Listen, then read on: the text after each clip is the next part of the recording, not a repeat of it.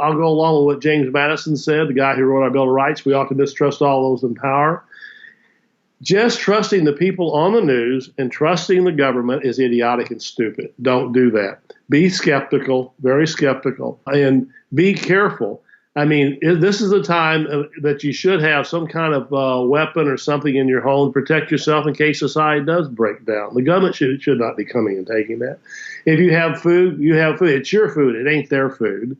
And start thinking like an American, the people who founded this country. But most of us don't. The people I'm seeing today are running around like scared chickens.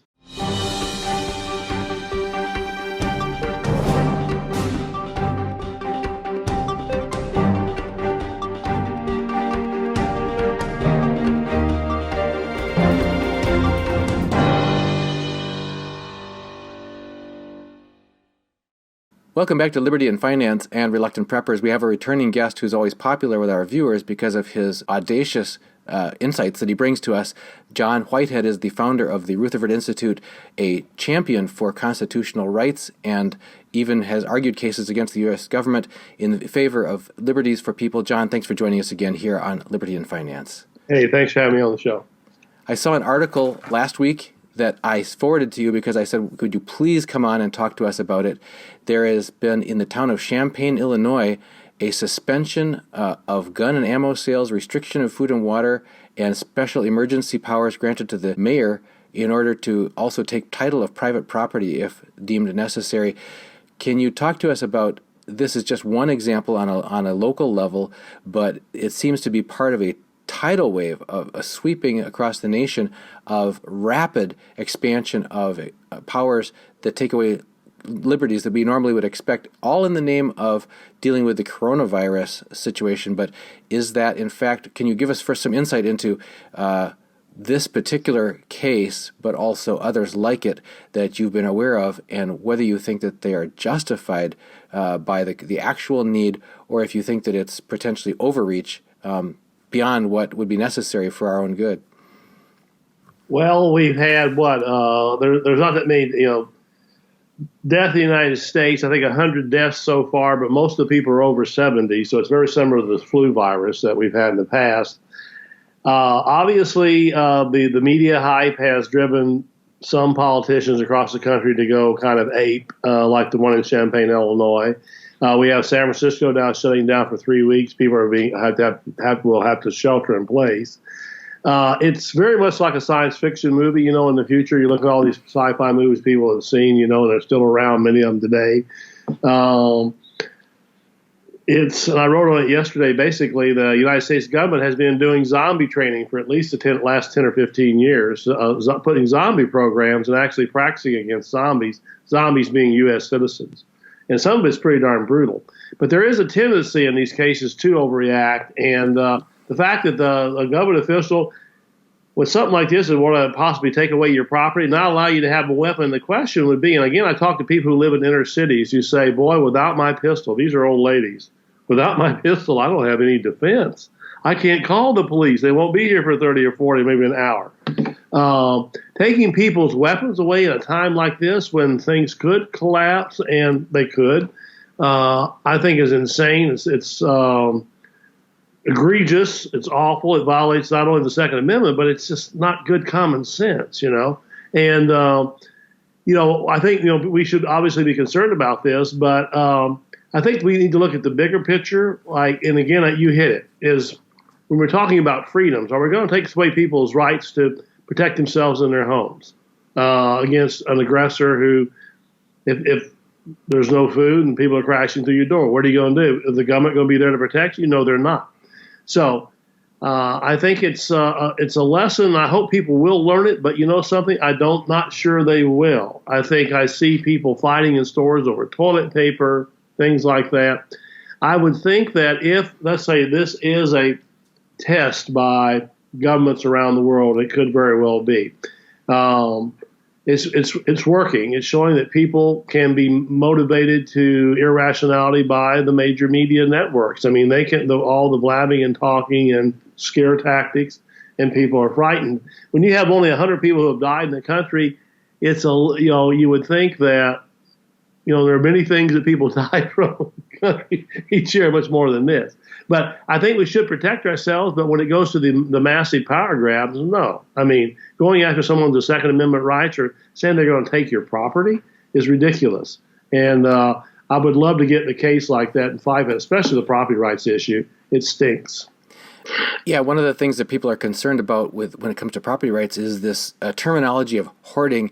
Our show, Reluctant Preppers, has talked for years about people about, you go back 100 years and our grandparents and our great-grandparents, generally they lived on a farm, and generally they had a barn full of hay and silos full of grain and a larder full of canned goods that they put up at the end of the harvest season last year, and sometimes a smokehouse full of hams, sometimes an attic full of hanging onions and other hard squashes and things like that, so that people, and a well, so people had the stuff that they needed, a garden, livestock. They had in general what they needed to get by.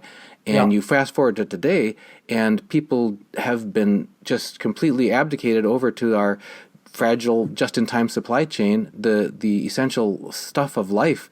And so for the few who have maybe taken the step of setting aside some non-perishable foods and that kind of things to be labeled as hoarders, and to think that maybe that needs to be seized by the authorities in the case of a desperate situation is deeply concerning for those who have just tried to take responsibility for themselves. Well, it says a lot about what some government officials think about us. In other words, we don't really have any rights. In so-called times of emergency and crisis, they're going to come in, take our food, make sure that we don't have weapons so we can't defend ourselves, even if it's them coming to get us. So, again, but I will go back. I've written about this in my book, Battlefield America, in my commentaries. People should go to our website at rutherford.org. I've written a few commentaries here recently on these issues. Yes. But the government's been prepping for this stuff. It's amazing. Way back under the Reagan era with the Rex 84 exercises they were doing out in the desert against civilian forces. If you've never studied that program, you need to study it. And all the way up to all the programs they're seeing now, building this village in Fort Benning, Georgia now, ICE is, it's actually a town, $1 million worth of buildings, and they're going to be practicing against civilians. So what it seems to me, and I'll be honest with you, is that American citizens, for whatever reason now, we've become sort of the enemy. I say sort of, because we have all these other enemies out there, supposedly. But with the way the government's thinking, all these exercises and money they're putting into things, in October, a lot of things started moving when General Daniel Shipley out of the Pentagon issued an order getting the Marines ready for times of distress or catastrophe. And I was wondering when I saw that, I said, what are they talking about? I didn't see anything at the time. You had William Barr issuing executive orders for the cops to get rid of mass shooters and setting up a HARP program to watch people who may be resistant. It's something the government's been preparing for. The question is, I see all this stuff out there now. I'd say half the stuff I read, people are saying it's the government perpetrating the stuff. To be honest with you, and I'll go along with what James Madison said, the guy who wrote our Bill of Rights, we ought to distrust all those in power. Just trusting the people on the news and trusting the government is idiotic and stupid. Don't do that. Be skeptical, very skeptical, and be careful. I mean, this is the time that you should have some kind of weapon or something in your home to protect yourself in case society does break down. The government should not be coming and taking that. If you have food, you have food. It's your food. It ain't their food. And start thinking like an American, the people who founded this country. But most of us don't. The people I'm seeing today are running around like scared chickens. The way the government views us, by the way, and I've talked to NSA agents and stuff at work at government, and they don't like this. The way the government views us is basically animals, herd creatures. They can put us in herds and move us around. And if you look at this coronavirus thing, they're doing a very good job of that. If that's what they're doing, is this a test to get people ready for something else? To get us prepared that the government's they're our savior, and I just see government the way government's operating today and the way people view it, it's become a religion almost, especially under the Trump administration. For some reason, people are starting to worship government. And government has never actually saved a lot of people, by the way, over time, Most of the people that are killed in this country are killed by government agents, by the way. Over 1,500 a year killed by policemen. That's a lot of folks being killed. So we're not thinking, and most people don't read, they don't study, all they do is sit and watch television. 150 hours of television a month, the average citizen watches. So if you're sitting on your butt like that, watching CNN or Fox or whoever you're watching, I see the analysts on those shows, they're former CIA agents, FBI agents, Department of Defense agents. I'm going, wait a second, those are not independent sources, those are government agents advising us on saluting them. And I'm just saying, I'm sitting out the warning. I think that the government's prepared.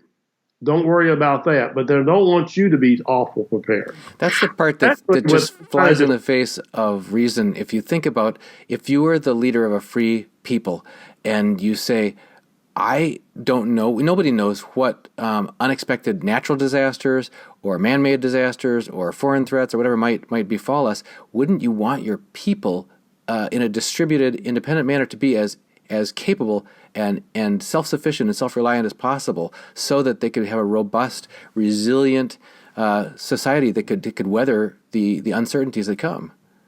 Well, the study's done. Our government is run by billionaires. That Princeton University study, I keep pressing people to see it.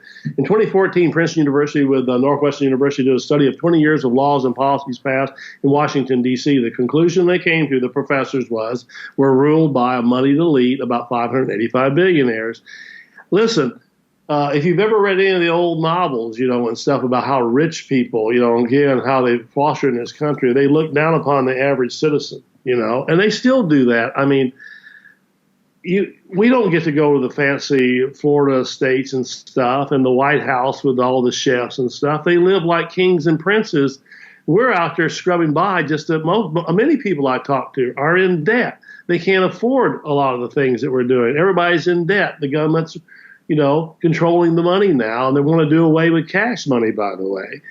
The thing is that the way they view us is not the way you and I would view each other, okay? I mean, they're the ruling elite. And, it's like the movie The Third Man, if you've never seen that. There's a great scene where Orson Welles, who is a monster, kind of mega monster government guy, looks down on the people from a huge Ferris wheel and goes, they're just specks. They're things we can just do away with. And I'll be honest with you, the United States government, by the way, has killed over 20 million people in 140 countries since World War II. Now, why would I trust a government who is bombing bombs and killed over 20 million people?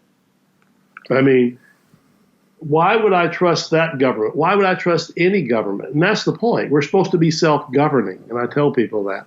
Govern yourself, but you can't govern yourself if you're looking to the government to save you. And by the way, very seldom does the government save you, especially in times of crisis. They round you up and put you in camps. That's happened before. There are FEMA camps waiting. I've had NSA agents tell me this. They're on military bases, they're staffed, and they're ready for anything that could happen here, and they'll round you up.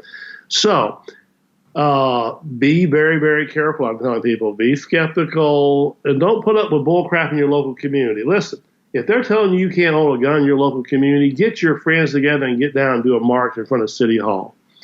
Fight that thing. Don't just sit there and take it. If you take it, I mean, if you have children and stuff, if you have children and grandchildren, these days I tell people you better start getting ready, because things do not look good in the world. By the way, with all the surveillance they're doing on us, they're watching us, the 80,000 SWAT team raids occurring in America on an annual basis, 3,000 in the 1980s.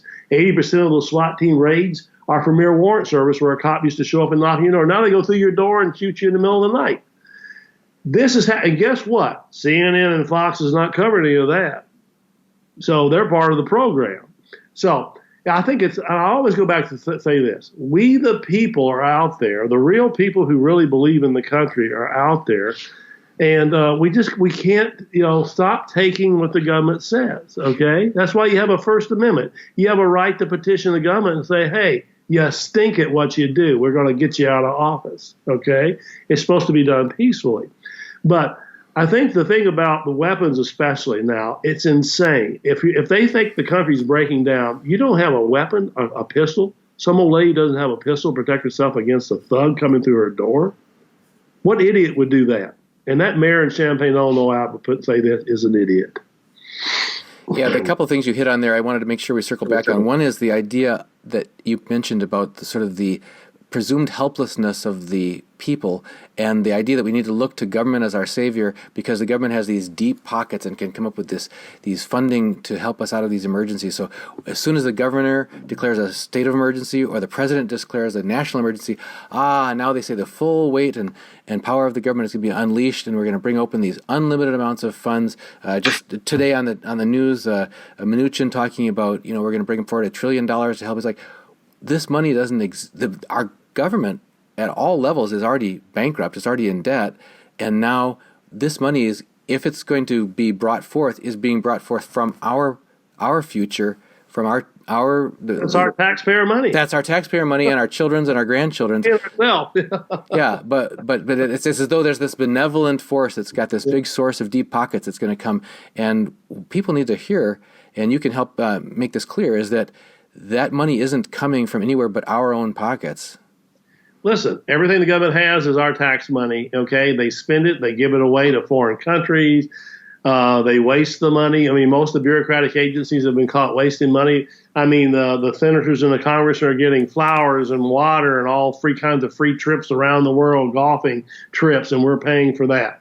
And now they're going to give us a few pennies back. Well, that's our money, but they're going to tax us for what they give us. It's income. So it may help out some people in the short term, but in the long term, it's the same old game.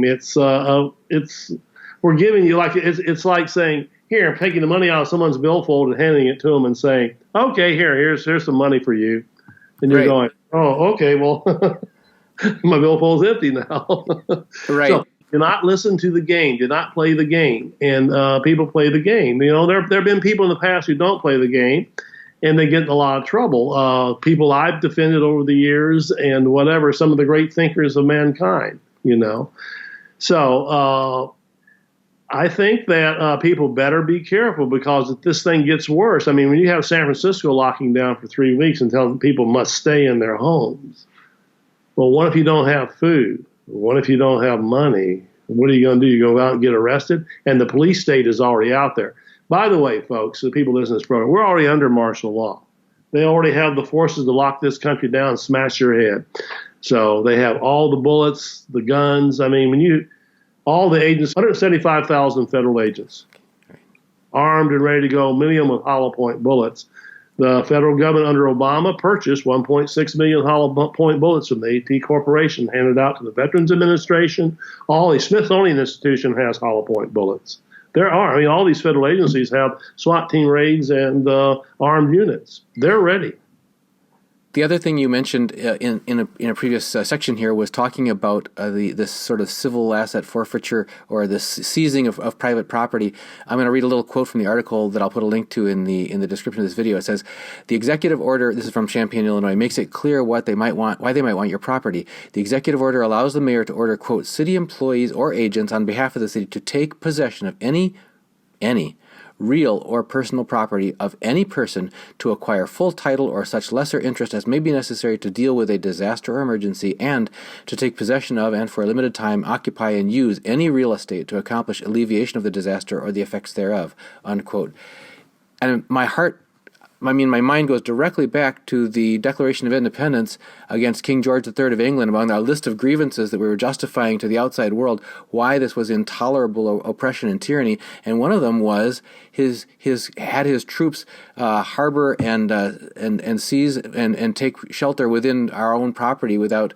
And it's like, isn't that what's described here almost word for word? The Third Amendment prohibits it, by the way, quartering of soldiers in homes. The Third Amendment prohibits that.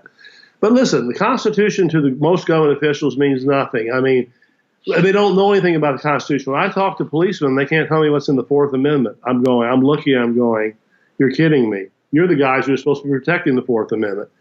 So the Constitution to the government, like I said, they view us as basically animals, data bits. And with artificial intelligence now that it's taking over control of many things, we're not seen as things with souls or spirits. We're just seen as connections to the system. to be ruled, and our property can be taken whenever they want it. And they've done it, again, there's all kinds of cases I've written on in my books and the articles about asset forfeiture, pulling people over, taking the money out, taking their cars, taking their homes when they haven't done anything wrong, and they can't get it back because they can't afford a lawyer to fight for it. That's happening all across the country. That is one of the biggest stealing schemes. And by the way, the Department of Justice gets a big cut of all that. They get a cut of all that, the government, that local cops take. And they're taking people's money for their homes, things like that. So it's happening all over the country. Listen, we're not in any kind of semblance to any government we had. I'd go back 30 or 40 years ago. Things have changed so much in that time. As that one statistic I pointed out, in the early 1980s, there were approximately 3,000 SWAT team raids in America, and they were for hostage situations. Now they're breaking through people's doors for they thought they smelled pot, and they go through somebody's door. I mean, you're kidding me. That's an actual case. The Supreme Court approved it. They think they smelled pot. They can go through your door because they smell pot? You're kidding me. That was actually approved by the Supreme Court. Now, what does that say?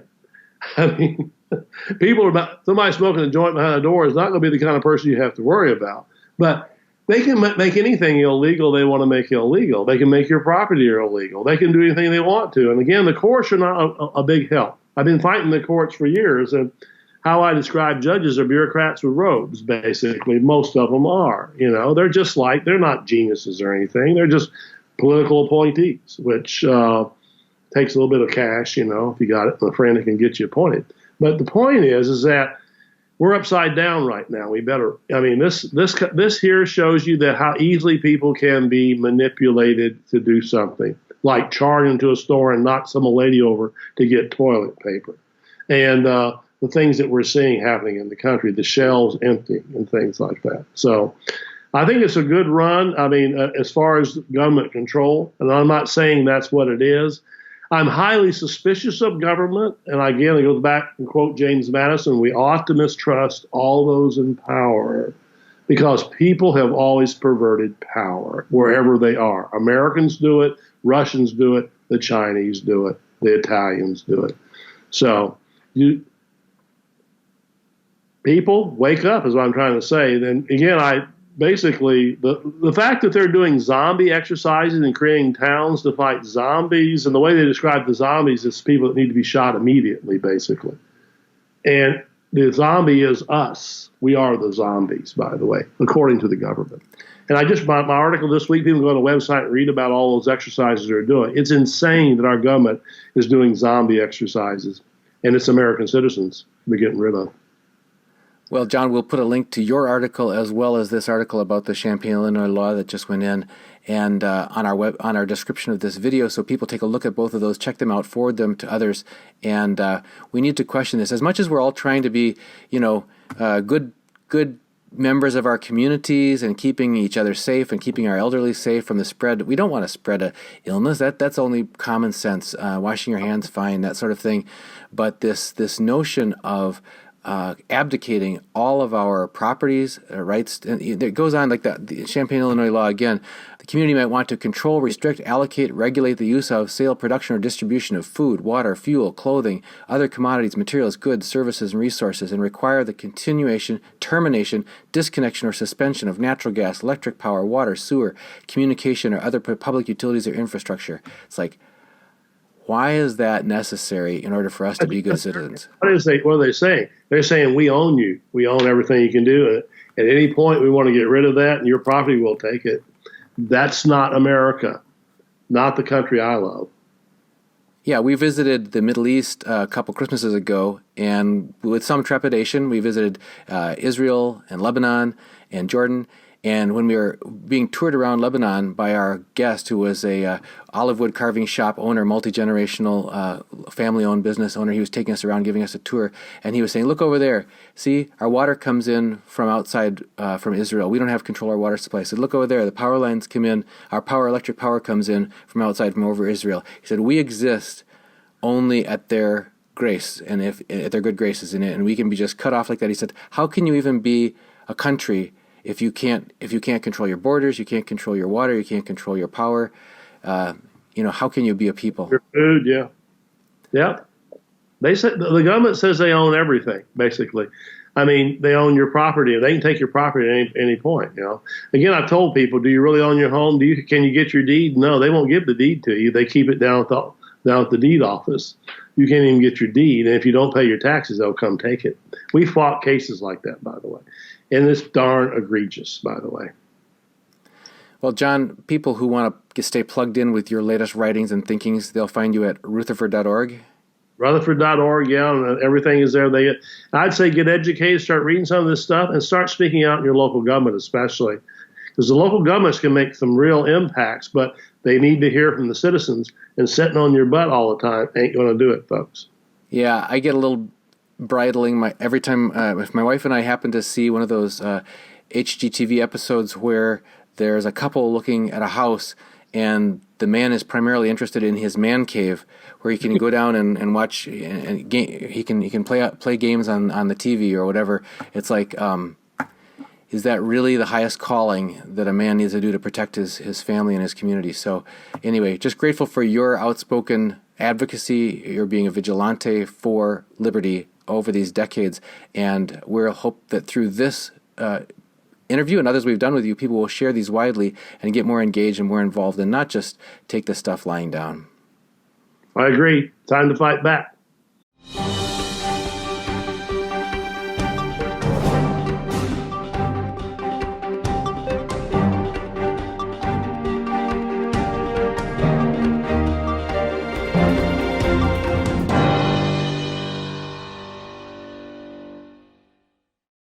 Hey everyone, since I started this channel over 6 years ago, my mission has not changed. It was then and is now to help as many people as possible to take care of our families and protect ourselves from the undue risks that we're facing from our fiat financial system, the banks, the Fed, and now the tumbling stock markets. If you've decided that now is time for you to take action by obtaining real money, physical precious metals for your family, I can now fulfill my mission in a new way, because I've established a relationship with Miles Franklin, one of the oldest and most trusted names in precious metals in the United States. Over 30 years, family-owned, rated A+ by the Better Business Bureau, with 0 customer complaints over their 30 years of service. If you've decided that now is the time to take action and to acquire physical precious metals, just email me at libertyandfinance@gmail.com. Again, email me at libertyandfinance@gmail.com.